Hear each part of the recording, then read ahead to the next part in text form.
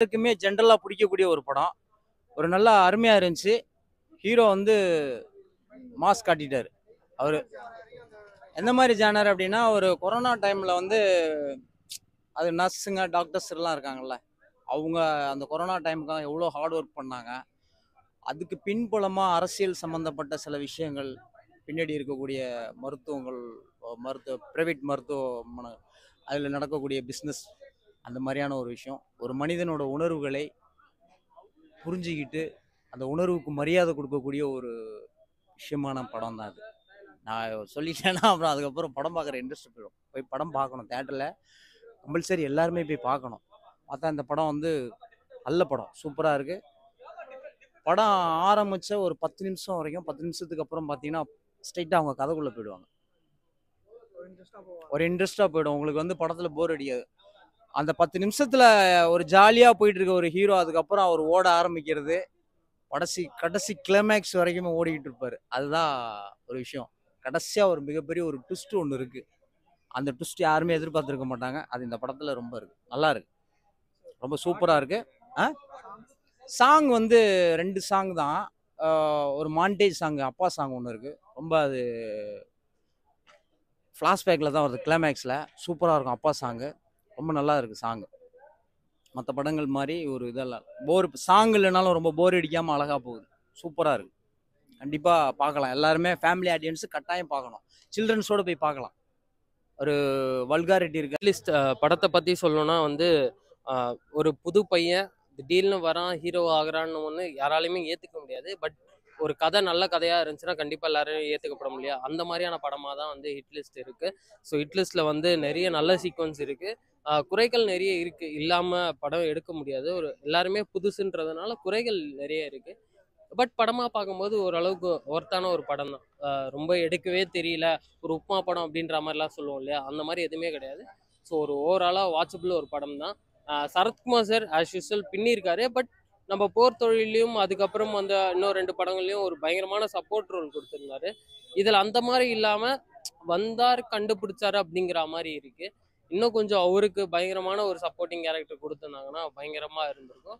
Twist, ultimate twist வந்து எண்டில் வச்சுருக்காங்க. பட் அதுவுமே நம்ம சுயநலத்துக்காக தான் நம்ம வந்து அது பண்ணுறோமோ அப்படிங்கிற மாதிரி கன்வே ஆகுது. பட் எல்லாருமே பொது நலமாக அது கன்வே ஆயிருந்ததுன்னா இன்னும் படம் வந்து கண்டிப்பாக ஹிட்லிஸ்டில் சேர்ந்துருக்கும். பட் போட்டியாக கருடன் இருக்கிறதுனால கண்டிப்பாக அது இதுதான் நினைக்கிறேன். ஏன்னா அது பிச்சு உதறிட்டு இருக்கு கருடன், தரமாக இருக்குது. ஸோ ஹிட்லிஸ்ட் இன்னும் கொஞ்சம் தேவை அப்படின்னு நினைக்கிறேன். ஆமாம் ப்ரோ, லேக் எங்கன்னா நம்ம வந்து ஜவான் பார்த்துட்டோம் இல்லையா. ஸோ ஜவான் பார்க்கலன்னா இந்த படம் புதுசாக இருக்கும். ஸோ ஆல்ரெடி 33 படம் பார்த்ததுனால ஜவான் பழசாக தெரிஞ்சது. ஜவான் பார்த்ததுனால இந்த படம் பழசாக தெரியுது, அவ்வளோதான்.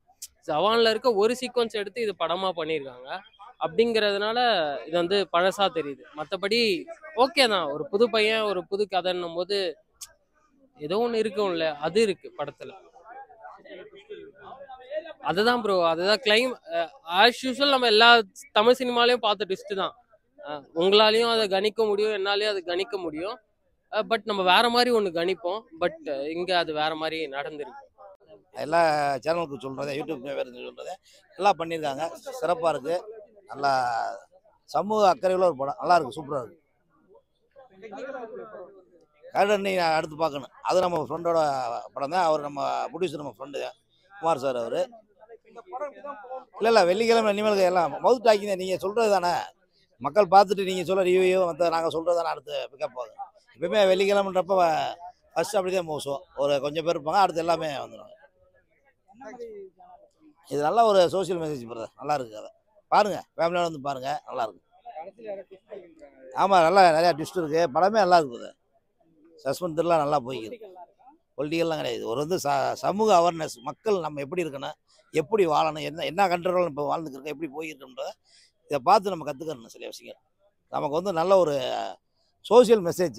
ஒரு மனிதன் எப்படி வாழணும், எப்படி இருக்குன்னு சொல்லி கற்றுக் கொடுக்குது. சில விஷயம் ஃபேமிலியோட பார்க்கலாம். இந்த படம் நல்லா இருந்துச்சு. ஃபஸ்ட்டு நல்ல யதார்த்தமாக இருந்துச்சு. இந்த சரத்குமார் ஆக்டிங் சூப்பராக இருந்துச்சு.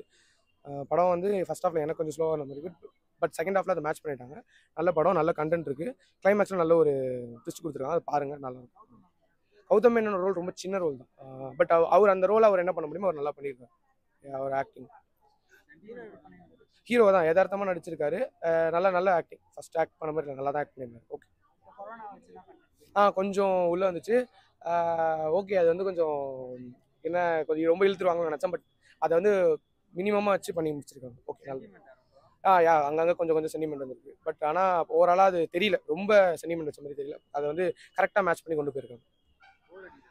இல்லை, ஃபர்ஸ்ட் ஸ்டார்டிங்கில் அப்படி இருந்துச்சு. பட் அது செகண்ட் ஹாஃபில் இன்ட்ரெஸ்ட்டாக போயிடுச்சு. செகண்ட் ஹாஃப் நல்லா இருந்துச்சு, ஸ்பீடாகவே இருந்துச்சு.